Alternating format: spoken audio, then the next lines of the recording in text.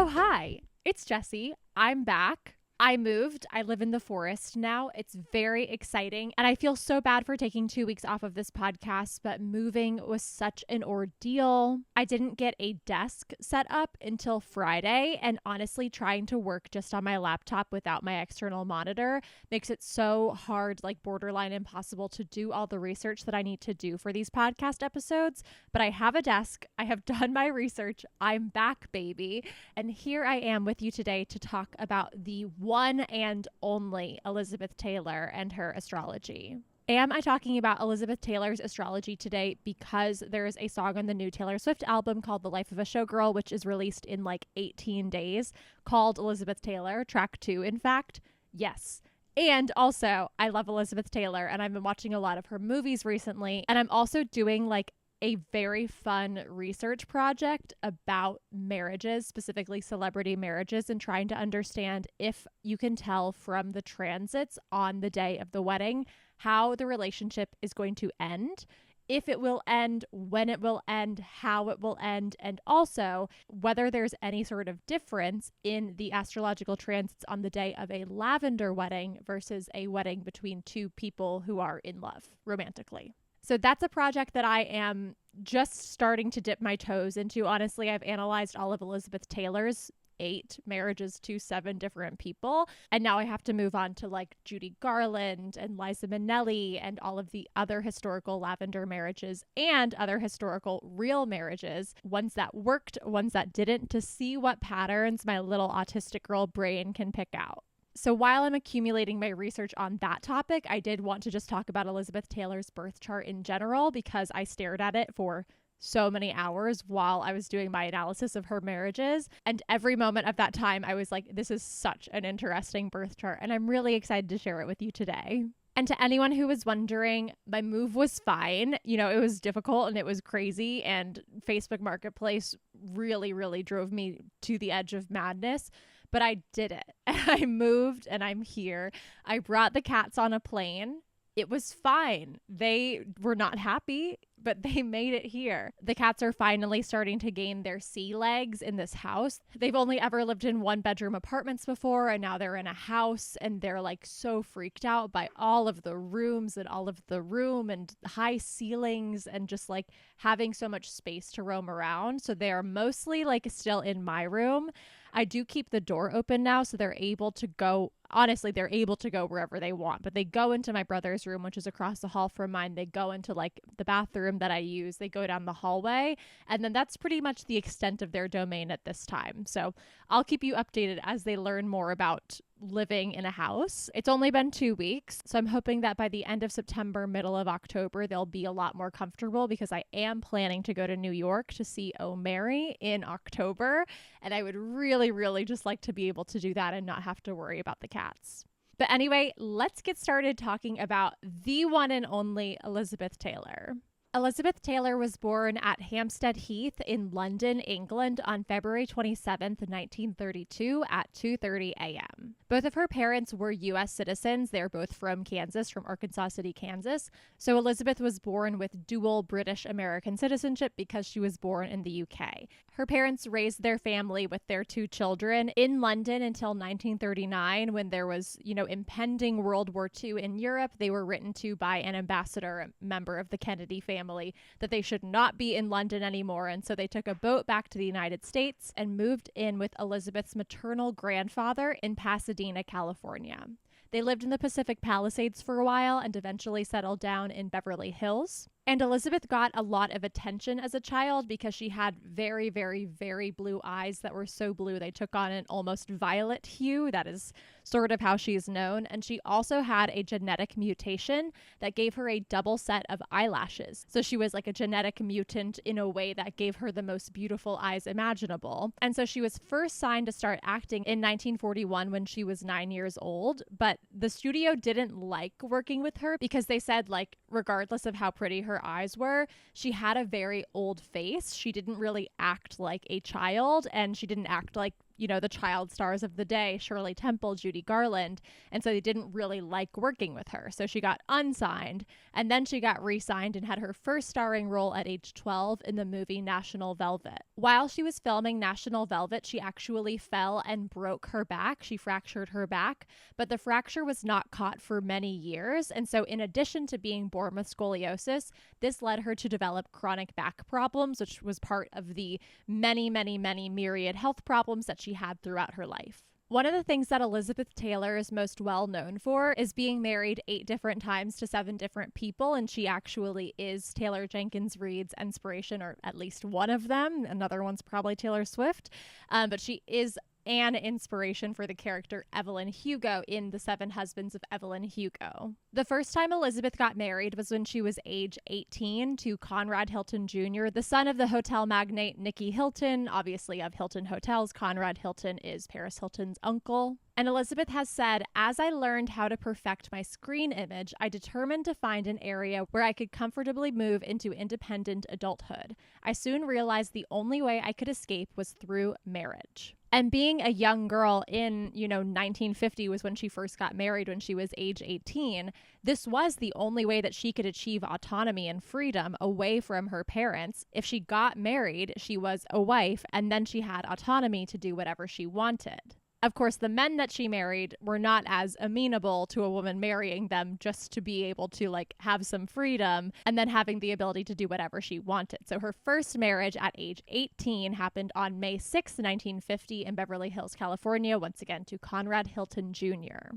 Liz has said, I liked playing the role of a young woman in love. A lot of Taylor Swift parallels here. And when I met Conrad Hilton, the handsome son of Nicky Hilton, the prominent hotelier, I was ripe to get married. But then it said that even as the couple sailed for the south of France aboard the Queen Mary on their honeymoon, Elizabeth sensed that she'd made a tragic mistake. Unable to deal with Taylor's celebrity, Hilton became sullen, angry, and abusive physically and mentally. He began drinking and taunted her in public. Elizabeth has said, the honeymoon and the relationship were both over by the time we returned. I couldn't bear to reveal that my marriage was a failure, and I kept quiet for months.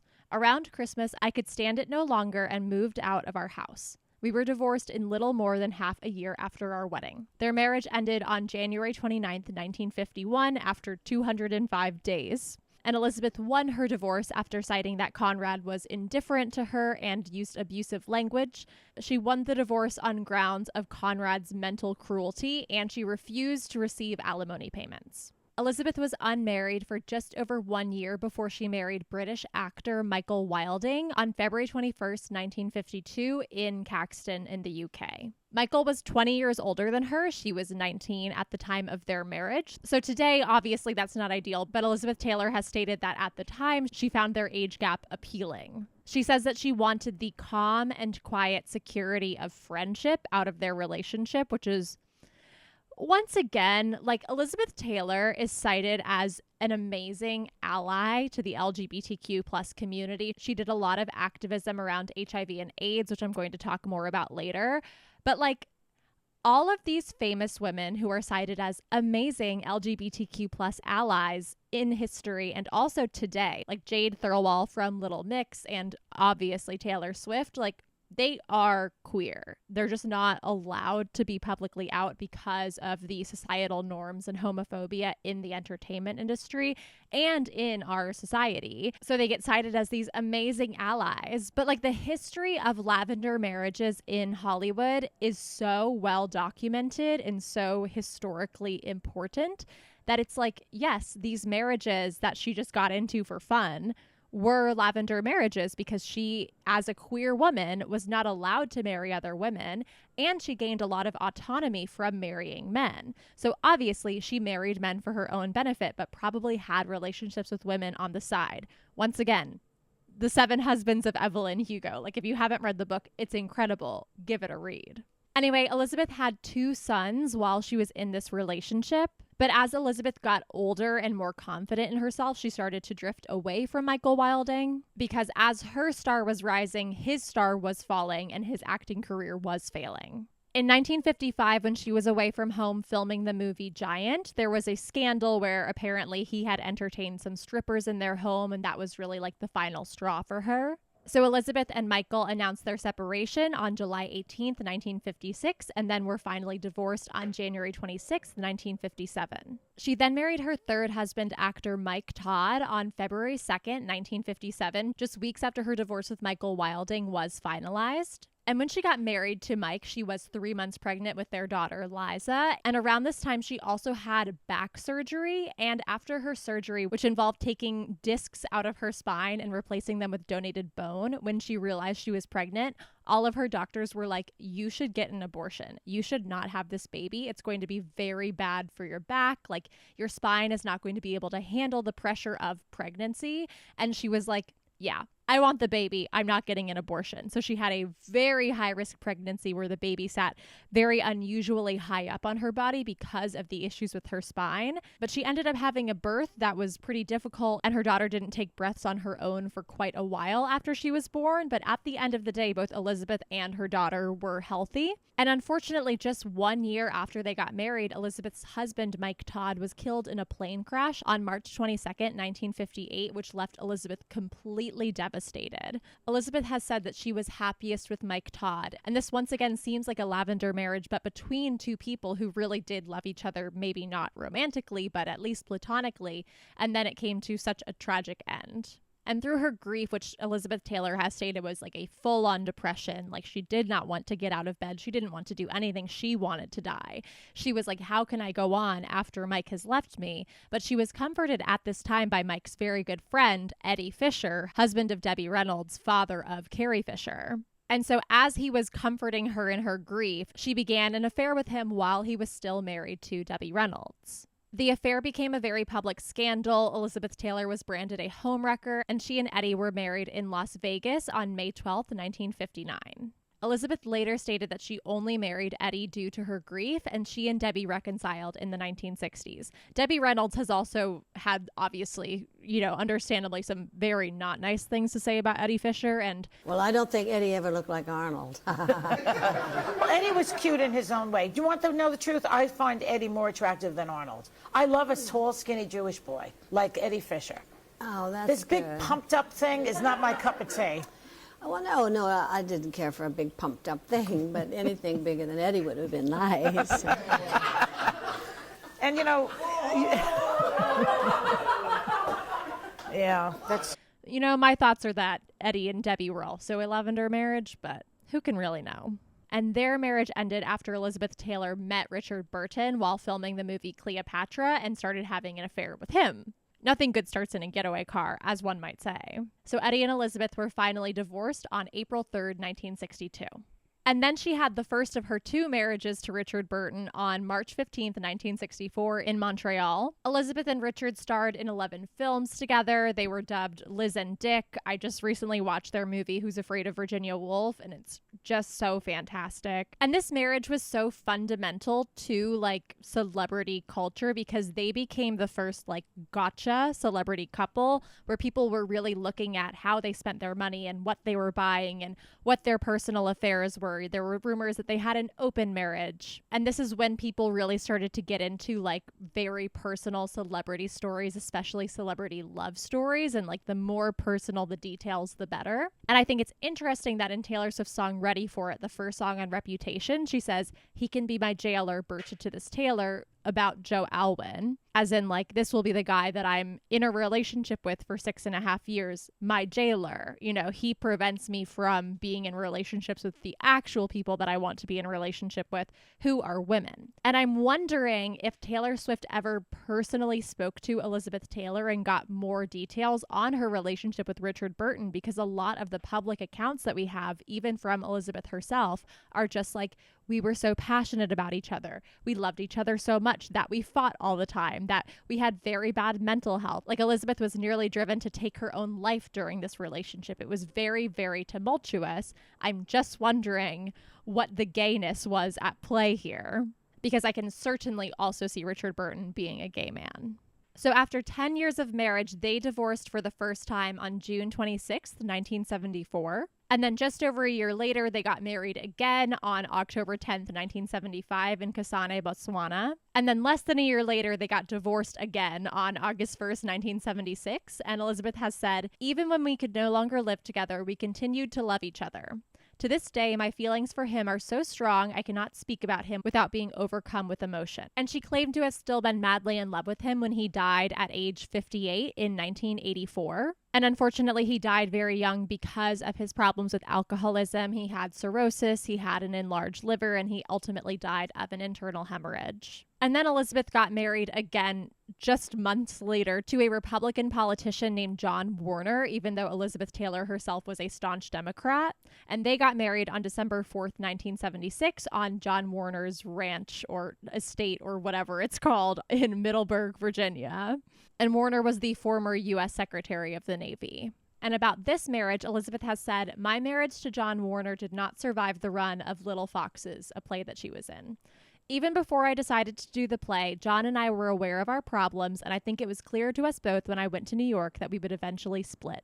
The straw that broke the camel's back came the day he told me he'd sold our Georgetown house and bought an apartment at Watergate. He said I had to get rid of my pets. That was the coup de grace. I felt I deserved more consideration. It wasn't as though I hadn't contributed to our lives, for Pete's sake. I'd even sold the diamond engagement ring Mike Todd gave me and the pear-shaped Taylor Burton diamond to keep up with our expenses. And now I wasn't even allowed to keep my pets. And so they separated on September 1st, 1981, but did remain close friends and talked regularly until Elizabeth's death in 2011. And during this marriage, Elizabeth gained a lot of weight, and then she published a book called Elizabeth Takes Off, which most of these quotes are from, honestly. And it's just like diet culture, blah, blah, blah, blah. Like as someone who suffered with an eating disorder for many, many years and then relapsed in my abusive relationship a few years ago, I'm just like, I'm so sick of all of the scrutiny about women's appearances. Women aren't allowed to gain weight or else they have to write a diet book about taking it off. It's just like... But anyway, Elizabeth Taylor's eighth and final marriage was to a man named Larry Fortensky, who was a normal guy. He was a construction worker, and they had met at the Betty Ford Clinic when Elizabeth had checked herself in for rehab. By the way, she was the first celebrity to openly check herself into rehab. Elizabeth and Larry got married on October 6, 1991 at Michael Jackson's Neverland Ranch in Santa Barbara County, California. But Larry, being a normal guy, the spotlight on Elizabeth and on their marriage got to be too much for him, and so they ended up divorcing on February 5th, 1996. But similar to her and John Warner, they also remained very good friends up until her death in 2011. They talked regularly, and she included him in her estate because she had a feeling that he would need to access some of her money after her death. All right, so those are the 7 husbands of Elizabeth Taylor. Whether she had her own Celia St. James and who that Celia St. James is something that I don't know, but I would like to know one day if that information becomes available. But now I want to go over her birth chart because her astrology is so interesting and, as always, so accurate and spot on because astrology is real. So Elizabeth Taylor, who was born on February 27th, 1932 at 2:30 a.m. in London, England, has a Pisces Sun, a Scorpio Moon, and a Sagittarius rising. So being a Sagittarius rising, she has Pisces in her 4th house. And the 4th house is a part of your chart that people can't really see in your day-to-day. It's the lowest point in your chart. It's your root. It's your family, your home, where you came from. But Elizabeth's sun being here makes it a really large part of her life journey and her life compass and what spurred her along to do all of the things that she did in her life. This is someone who was a very sensitive child, who was very curious about the world and the people around them and very interested in the way that things worked. This is also someone who has a very strong longing for the feeling of home, and not just the home that you're born into. And the home that she was born into was a little bit tumultuous. You know, she lived in London for 7 years, and then she had to take a very big and long, and I'm assuming very scary boat journey to the US when she was only 7 years old. And then she lived with her grandfather, and then she lived in the Palisades, and then she lived in Beverly Hills, and then she started acting. Like, there's so much going on and so many moving parts. And a 4th house Pisces really wants their home to be like a very serene and peaceful and mystical place, somewhere where they can enjoy their shows and movies and music and art and just create and just have this like mythical idea of home where everything is peaceful. That's what she wanted in her life. And I think that is part of why she got married so many times to so many different people, looking for this dynamic that would finally feel like home to her. This is also someone who's very sensitive to the emotions and the needs of other people. It's someone who had to grow up too quickly and take care of others as a child, so they became very intuitively attuned to other people's emotions and needs. And because they have this like very sensitive energy as such a core part of them, that's something that they need to learn throughout their lives to use to their advantage. And by they, I mean all Sagittarius risings. Because if they don't learn to harness it, it can be used against them. When you're super sensitive to energies, as any mutable rising sign is, honestly, Sagittarius rising, Pisces, Gemini, and Virgo rising, you have to understand the role that energy plays in your life. Because if you keep taking in bad energy and negative energy and you don't learn to protect yourself from it, or remove yourself from those situations, or prevent yourself from being in those situations in the first place, that can really overpower and overwhelm you. You need to learn to use energy to your benefit before it gets used to your detriment. Her sun in Pisces is exactly conjunct her Mercury, which is called a Mercury cazimi. And her Mercury is direct, which means that this was a superior conjunction where Mercury was passing the sun on the far side from the Earth, which means that Mercury was going very quickly at the time of this conjunction. And as a result, people with a direct motion Mercury cazimi tend to have very, very fast moving minds. This is someone who usually has a brain that's so overloaded with information that they have a hard time explaining their thoughts to other people because other people just don't get it. They're like, what are you talking about? And it's very hard for these people to take the time to sit and explain because that makes them get very frustrated. But I think it's very interesting that when you see a superior Mercury cazimi, that's usually someone who is like challenged with guarding a sensitive piece or body of esoteric knowledge, or someone who is called on a journey to go and find some esoteric knowledge. So this can involve either sifting through lots of information and trying to find the next best and logical step on your journey, or, and this is what I find very interesting, especially given all the Taylor Swift references, someone who is charged with protecting and safeguarding an esoteric body of knowledge, which often includes encoding it in some way and learning how to hide it in plain sight. In Taylor Swift's song Dear Reader from the album Midnights, she says, "And I wander through these nights, I prefer hiding in plain sight." And that's what she does. She hides her queerness and she hides all of her queer references in plain sight. She uses queer flags. She has posted pictures wearing a proud bracelet in the bi pride flag colors. Like, she is very glass closeted, but the way that she does it is so esoteric and so coded that people who aren't familiar with queer flagging and with queer culture have a hard time seeing what she's doing. And that's why we have so many like Gaylor versus Hetler arguments, because people who aren't familiar with queer culture just don't have the reference points or the understanding to even see her queer flagging. That's why queer flagging exists. You know, it was a way for queer people to tell other queer people, I am one of you, without non-queer people finding out about it. And so I think Elizabeth Taylor was a huge part of like establishing this method of queer coding and hiding in plain sight that Taylor Swift has really taken on as her own. And it was called to her because of this superior Mercury cazimi in Pisces. And Mercury in Pisces is in both detriment and in fall, because Mercury is both in domicile and exalted in the opposite sign of Virgo. So this means that Mercury can have a pretty hard time in Pisces. Mercury is very detail oriented, and Pisces is ruled by Jupiter, which is like, screw the details, like I want the big picture, which is why both Mercury ruled signs, Gemini and Virgo, oppose both Jupiter ruled signs, Sagittarius and Pisces. However, I personally love a Pisces Mercury. I love how imaginative and dreamy they are, because when you have a Pisces Mercury, you can struggle putting the things that you want to communicate into words. And that draws these people towards art, because that's a more creative, more abstract way to express what they're feeling without feeling the need to put it into words. And so these people are some of the best artists. You will find so many celebrities and very talented artists who have Mercury in Pisces. And of course, that includes the incredible Elizabeth Taylor.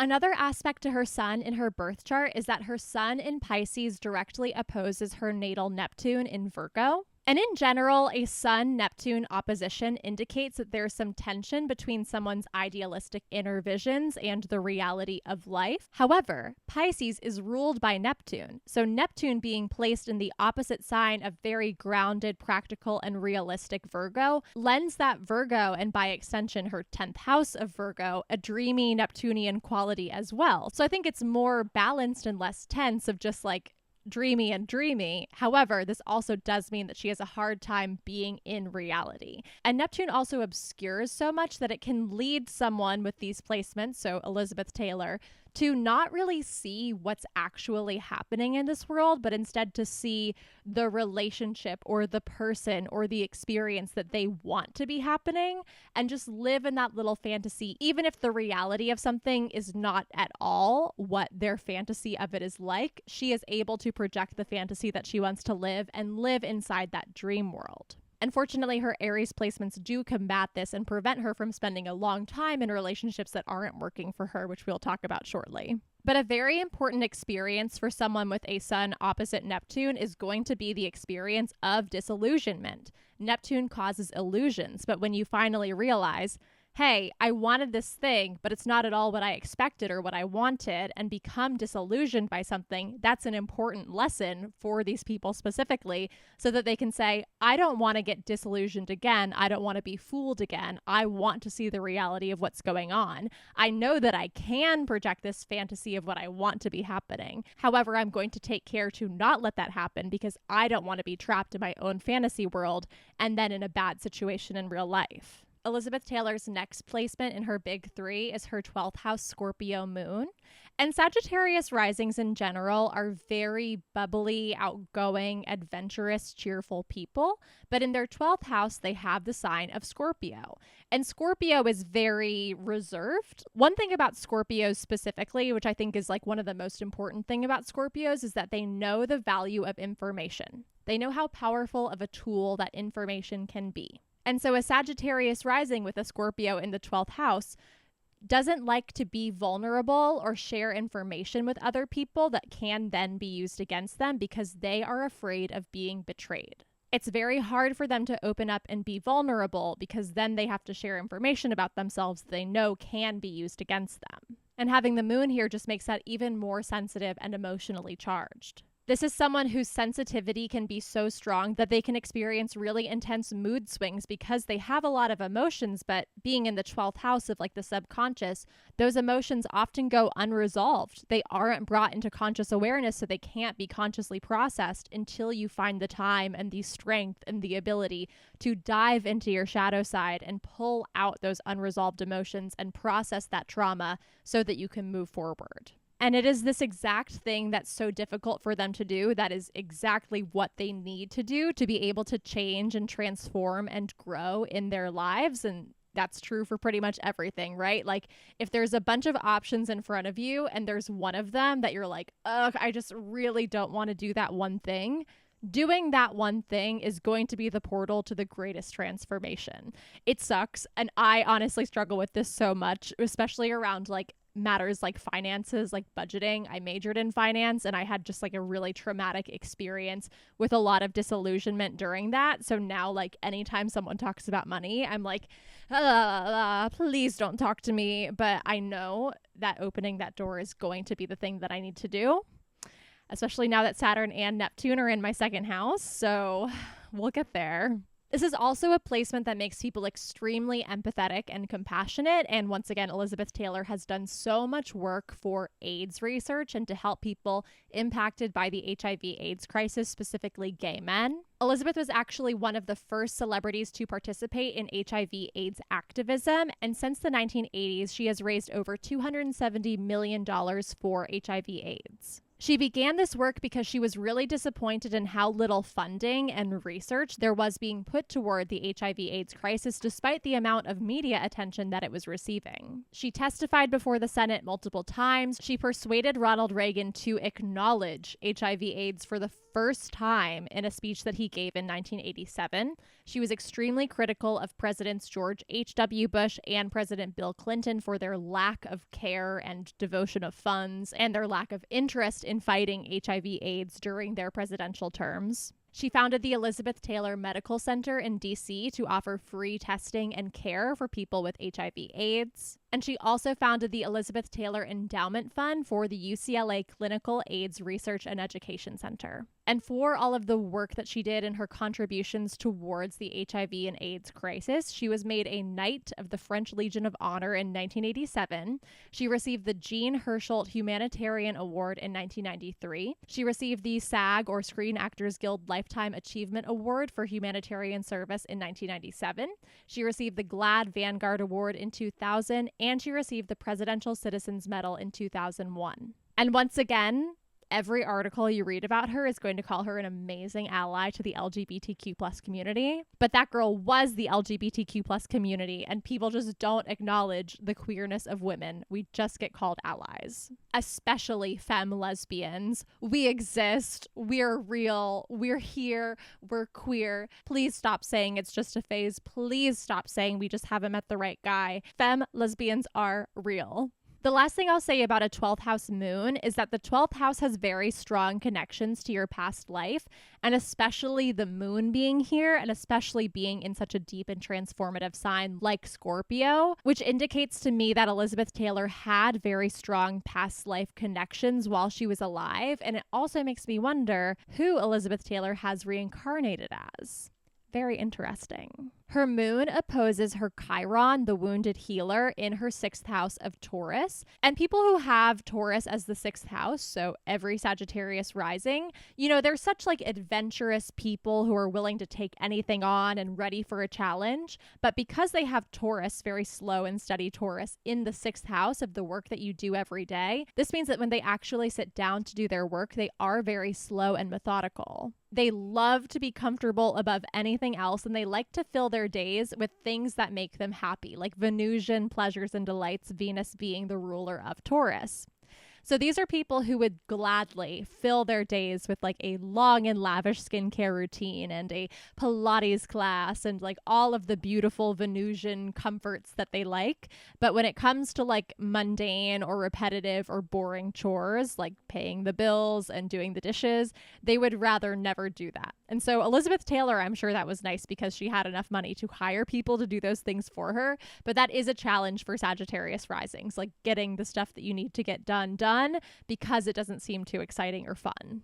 And these people just love to be comfortable above all else. And so having Chiron, the wounded healer, here makes a lot of sense with her physical health ailments throughout her life, because that was the one thing that she couldn't do. She couldn't just be comfortable. She was in a lot of pain most of the time. And a run through of Elizabeth's health problems is that she was born with scoliosis. When she was 12, she fractured her back while filming the movie National Velvet, and this fracture went undetected for many years until she underwent back surgery in 1956, during which several discs in her back were removed and replaced with donated bone. In 1961, she survived a near-fatal case of pneumonia that required a tracheotomy, and Taurus rules the neck and the throat. So pneumonia and tracheotomy is very literally like Chiron in Taurus, and that was not the only time that she had pneumonia. In 1968, she had an emergency hysterectomy that made her back and hip problems much worse. And of course, on the same axis as Taurus is Scorpio, where she has her moon, and Scorpio rules the reproductive organ. So an emergency hysterectomy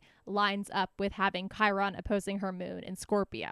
After her hysterectomy, she became addicted to painkillers, tranquilizers, and alcohol. And so she checked herself into the Betty Ford Center from December 1983 to January 1984, becoming the first celebrity to openly admit herself to rehab. She then relapsed and went to rehab again in 1988, which is when she met her 7th husband, Larry Fortensky. She continued to be a heavy smoker throughout her life until another case of pneumonia in 1990. And then later in her life, she had a lot of health issues. She had a benign brain tumor. She was treated for skin cancer. And then she was finally diagnosed with congestive heart failure in 2004, which is ultimately what she died of on March 23rd, 2011 at age 79, which happens to be an 8th house perfection year, the 8th house being the house of death. And I've been doing a lot of perfection year work with Elizabeth's marriages too. I found some really interesting things there, and I will be making a separate video about her death and about what I find with her marriages. And having the moon oppose Chiron in your birth chart indicates that there is a tension and a delicate balance between emotional healing and the pain of your past experiences. This indicates that in this lifetime, one of the things that you are most called to do and that it's going to be most helpful to your personal growth and transformation is to explore and integrate your wounds and transform them into sources of compassion so that Chiron, the wounded healer, you can help heal other people who have similar wounds. There's a very strong focus here on past lives and past emotional hurts from this life and the past one, which is only magnified and intensified by this being on the 6th and 12th house axis. It indicates that you have a lot of emotional and relationship patterns that you need to acknowledge, process, and heal in order to make your present and future life more fulfilling. It's really important to embrace your wounds with compassion, embrace the transformative nature of this aspect, and then let it guide you on the path of healing and growth. This is a placement where self-care is so important, self-compassion is so important. Being able to dig into your shadow side and your shadow self with compassion and without judgment is so important because you need to find all of these past hurts wherever they are in your body, in your conscious and your subconscious, and let them come to the light. Don't be judgmental. Don't fear them. Let them come into the light because that's the only way that you can acknowledge, process, and heal them. And you guys might know that I'm such a Carl Jung devotee. I've read all his books. I absolutely just love him. I love archetypal mythology. And if you have any sort of moon Chiron aspect in your own birth chart, the best thing that I can recommend to you is to get into archetypal mythology because it really helps you understand that all of the stories and the fairy tales that we are told as children are not stories about real people. They can be interpreted as the text, as Cinderella met a man and they fell in love and blah, blah, blah. But fairy tales are so archetypal. They're so mythological. They are so much the characters in that fairy tale are different players within your own brain. The whole thing plays out in your own subconscious, and it helps you understand how those things work together and what you can do to heal your own trauma that's still in your subconscious. Honestly, my favorite thing in the world. I could talk about this for hours, and maybe I will one day. But now I want to move on to her 5th house of Aries. Aries is where Elizabeth has her Venus exactly conjunct her Uranus at 17 degrees. The 5th house has a lot of different significations, and one of them is romance. So people with a Venus in their 5th house Aries usually dive into relationships with excitement and impulsivity. They attract partners really easily, just like Sagittarius risings in general come off so bubbly and cheerful and optimistic that people really want to get to know them. But Elizabeth having her Venus here means there's even more sweetness. This is the reason. I mean, there's a million reasons in her birth chart and outside of it, but I think this is one of the main reasons that she became such a sex symbol and such a universally adored woman, because she has this really bold and playful and even childlike tact toward romance, plus all of this Venusian sweetness in her 5th house. These are people who create very thrilling romantic connections, but their impulsive nature leads to relationship challenges. Yeah, you could say that. These are people who very impulsively get into relationships, but just as impulsively leave relationships, which really tracks with Elizabeth Taylor's 8 marriages. The 5th house is also about your creative pursuits, your hobbies, and entrepreneurship, and it's clear that Elizabeth Taylor really, really cared and was driven to participate in creative endeavors. She's an artist. She was an incredibly talented actress, and she really did bring this Aries childlike joy and playfulness to the movies that she made and the roles that she played. This is really a vibe of I can do anything I want to do. And speaking of which, the 5th house is also about children. So this experience where she was told that she should get an abortion because she had just had back surgery and she shouldn't be pregnant, and then she was I'm having this baby, and she did it anyway, is so 5th house Aries. It is unbelievable. It's really the Aries energy of first sign of the zodiac, I do whatever I want. No one can tell me what to do. And it worked out for her. Honestly, the story just made me think of Julia Roberts in Steel Magnolias, which is the movie that I've maybe cried hardest at in my whole life. So yeah.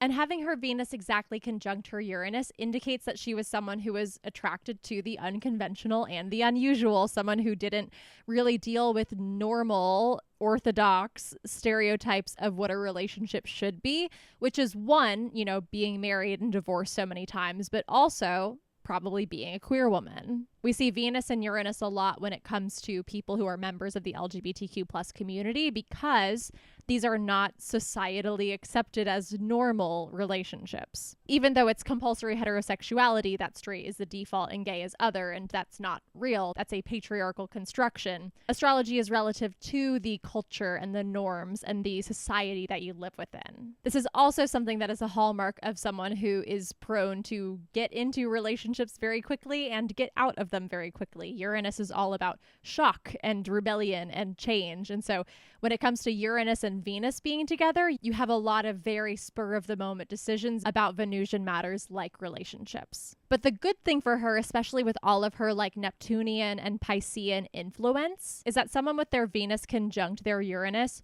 knows when a relationship has served its purpose and they want to end it on their own terms. They are not cool with just getting strung along. They are not someone who's just going to sit in the comfort of misery. They're really adept to change. They like change and they want to be in relationships that serve their needs, that fulfill their needs, not just a relationship for the sake of being in a relationship, which obviously is a contributing factor to being married so many different times. But I think that's preferable to being married to the same person that you hate for a really long time. And in addition to all of these significations about their romantic relationships, people with this aspect are also just really inspirational people to their non-romantic acquaintances, to their friends, to their colleagues, to their family, to society, to the groups that they're in. They are just such a good force for inspiring the people around them to liberate themselves from social norms and situations that no longer serve them. And this Venus-Uranus conjunction is in a grand trine in the fire signs with her ascendant in Sagittarius and her Jupiter in Leo. And Jupiter is her chart ruler, being a Sagittarius rising. Having your rising trine your Venus, and I think this is similar to an aspect in Amy Poehler's chart, who I talked about a few episodes ago,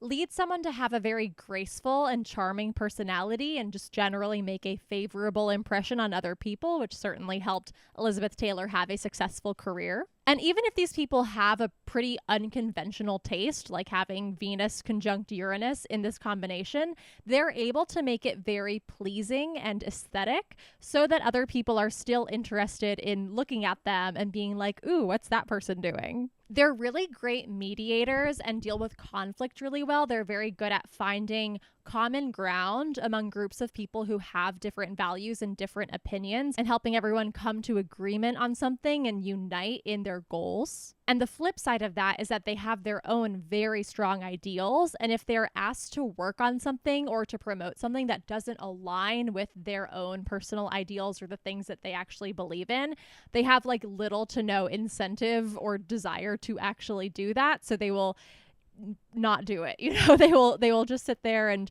procrastinate and not do it and not put their heart into it. So these are people who really need the work that they do in this world with their personal values and belief system. Having Uranus trine your ascendant is also a little bit like being a Sagittarius rising in that these people flit in and out of other people's lives. Uranus is very quick. It's all about change. And a Sagittarius rising is not meant to be in one place for long. They are meant to do a lot of different things in their life. Sagittarius is mutable, so it's always changing, and it's all about knowledge. They're supposed to learn knowledge one place, deposit it in another place, like a little bee, like pollinating the world and flying around. And so someone with Uranus trine their ascendant, like Elizabeth Taylor, is also someone who flits in and out of other people's lives and just delivers like happy nuggets of change and resilience and rebellion and helps people realize that they're not in the best situation for them and that they shouldn't be afraid to change that they need to change that in order to move forward with their lives. That is someone with this aspect's like real purpose in this world. They help to broaden other people's perspectives without coming off too preachy, like what I have to say is the ultimate truth, which can be a problem with this like Jupiter placement. But because it's Uranus, it's like, and all information is good information and all information is power, and take it and run with it and do whatever feels organic to you, because I'm leaving and I'm going to the next group of people and I will not be back to check on you. These people love to share what they know, even if they don't know it fully. Like they're happy to speak on a topic without knowing everything about that topic.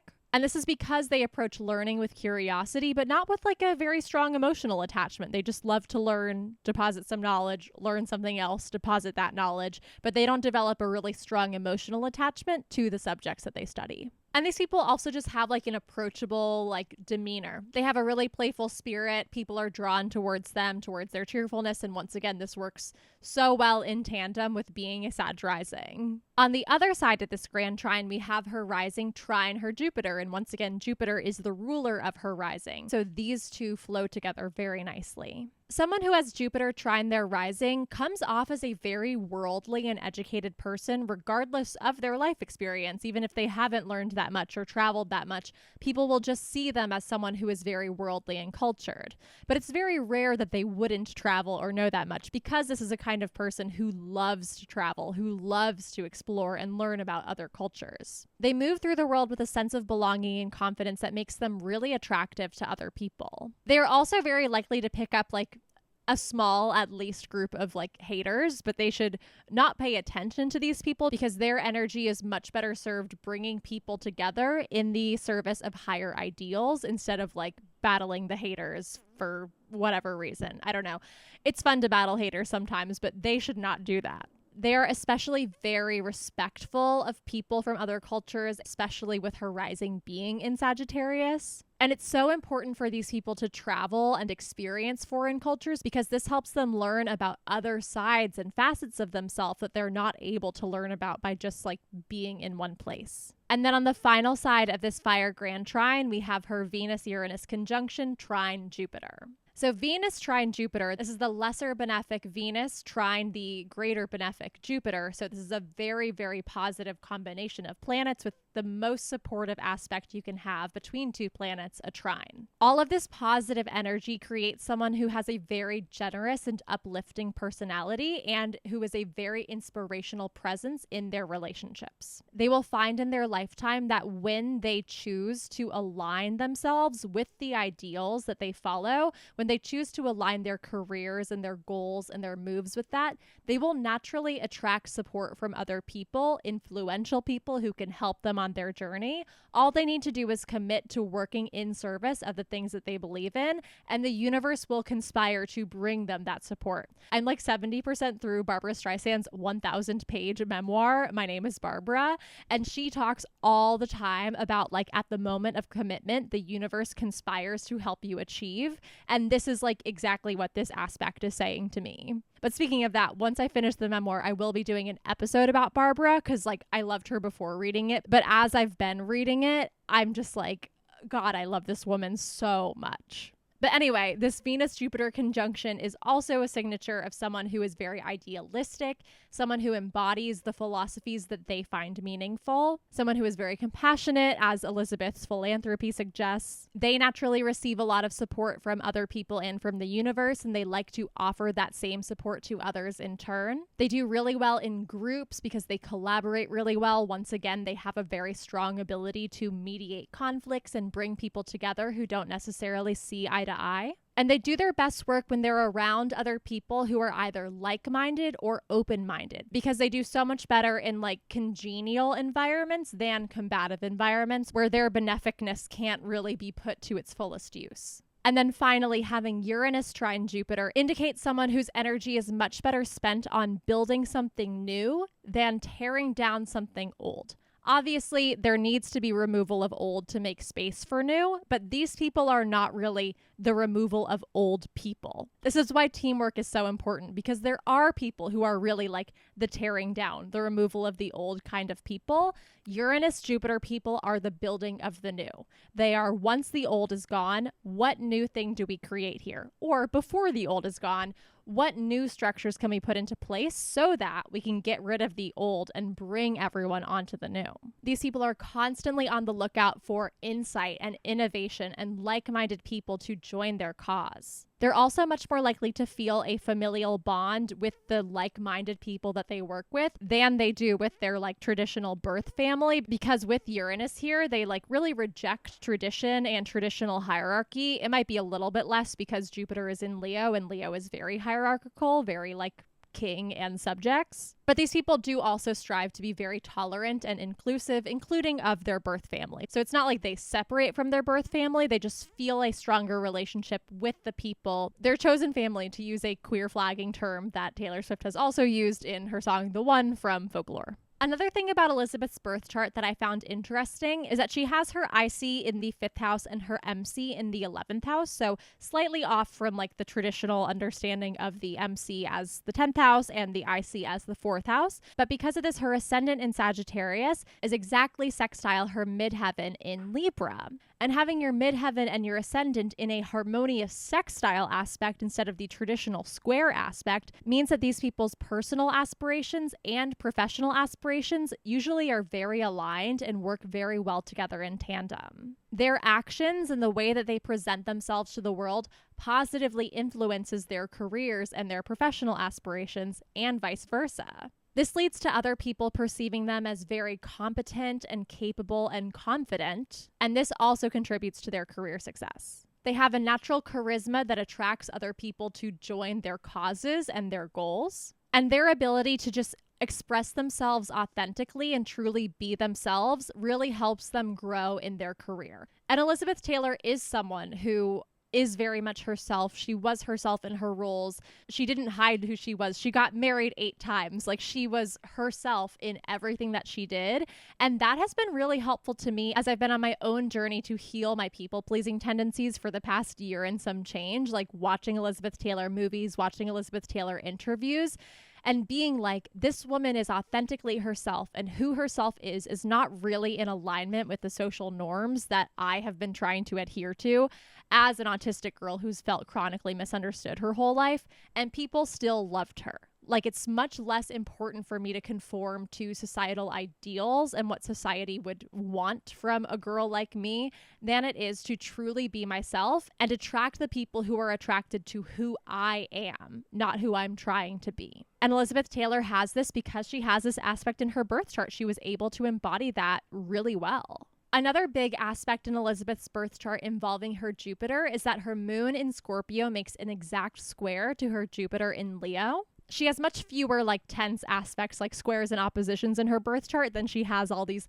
lovely trines, but she does have this tension between her moon and her Jupiter. And this usually indicates someone who has really intense and big feelings and is very emotionally demonstrative, especially because this Jupiter is in Leo, and Leo is the sun. Leo is all about self-expression. And because of this, you could probably accurately call Liz Taylor dramatic, but like, who cares? Dramatic is great. She's an actress, for God's sake.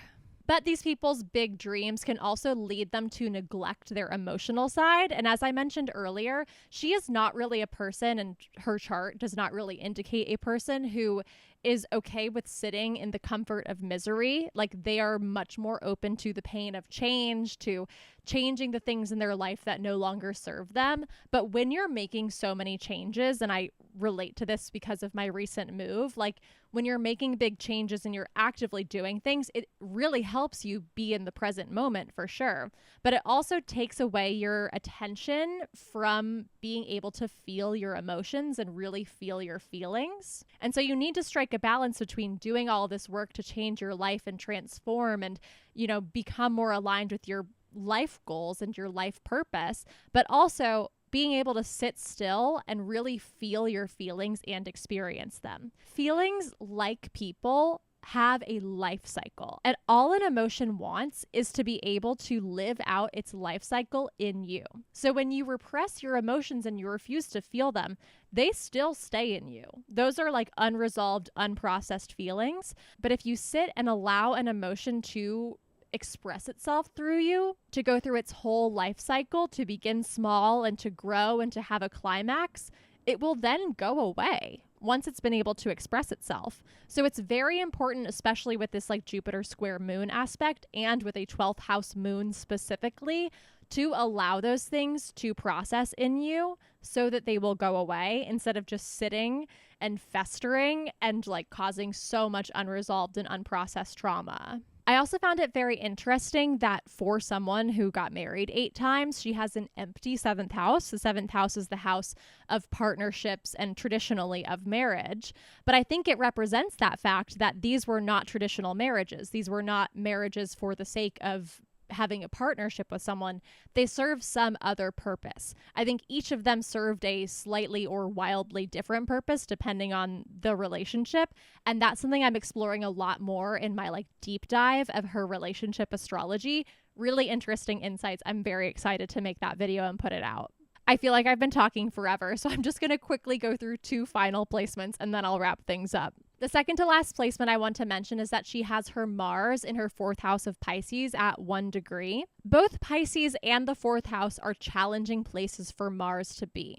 Mars is the planet of action and drive. And in Pisces, these people want to achieve and do actions that are so universal and all-encompassing. But Pisces is also very Neptunian. It's very confusing. Their actions often get obscured or go in directions that they didn't actually want to go in.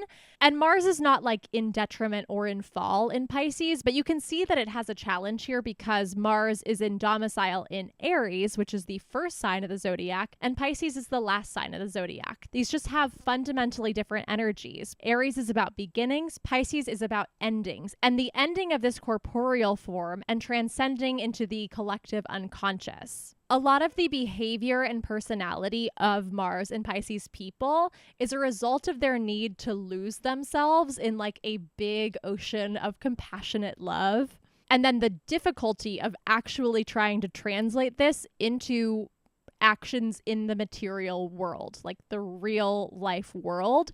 And so these people can tend to get caught up in their dreamland because that's where they can exact all of the real transcendent changes that they want to. I think Elizabeth Taylor actually did quite a good job of translating this to real life with all of her philanthropy, which also just shows that no matter what the position is in your birth chart, there are ways that you can work with it to make things work for you. Everything can be overcome. You just have to accept the limitations and then understand them and use those limitations to create a new kind of action that works for you.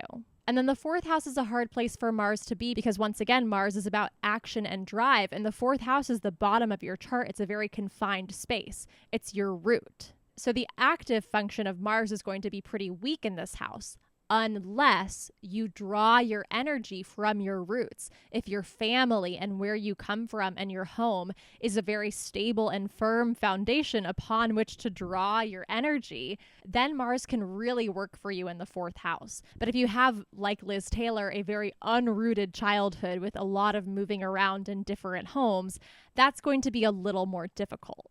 These people can have an easier time working and acting and taking action inside their comfort zone, but once they leave that comfort zone, things become more challenging. Although Elizabeth Taylor was born at 2:30 a.m., so she has a night chart, so Mars is her malefic of sect, meaning that it's not the most difficult planet in her chart. Saturn, being her out of sect malefic, is her most difficult planet, but Saturn is in a much better placement than Mars is in her chart, fortunately for her. It's in domicile in Aquarius in her 3rd house, and it's at 0 degrees. A 0 degree planet has some of the energy of Aries. It is ready to go. It's unjaded. It's I can do anything, but it also has some naivete. But for Saturn, who is the old wise planet, the old cranky man, honestly, some naivete is probably good. Saturn in the 3rd house indicates some blockages and delays in communication. These are people who are not good at small talk. They are not everyone in the neighborhood's favorite person. They're not the person who everyone knows and everyone loves. They're someone who it takes a lot of time for them to get confident in the way that they speak and the way that they communicate. But with Saturn, everything is time. Once you've gone through your first Saturn return around age 28 and 29, these things get a lot easier. And then as you continue to get older, these things once again become a lot easier. But this also indicates someone who felt unwelcome and unwanted as a child. And that feeling of not belonging sticks with them for a long time. So I think it's interesting to go back and watch Liz Taylor's movies and her interviews with that mindset and see how she comes into her ability to communicate over time. Very interesting. And that is Elizabeth Taylor's astrology. Thank you so much for watching this video. I'm going to make separate videos about Liz Taylor's death and about the astrology of her 8 marriages, her 7 husbands, and like lavender marriages and astrology in general. So be on the lookout for that. If you enjoyed this video, I would really appreciate if you subscribed to my channel and gave me a like and left a comment if that's something that you're interested in. My name is Jessie James. I'm a professional astrologer, and if you're interested in booking a birth chart reading with me or a synastry or astrocartography reading, you can book that on my website at popstrologypod.com/readings or directly on my booking page at calendly.com/astrologydiva. I am running a 20% off sale on my readings right now for my birthday, which was last week. So if you book today or tomorrow, you'll still be able to get 20% off the price of a reading. You can also follow me on social media. I am on TikTok at The Astrology Diva and on Instagram at @astrojessie_. Anyway, I love you so much. Thank you for being here, and I will talk to you soon. Bye.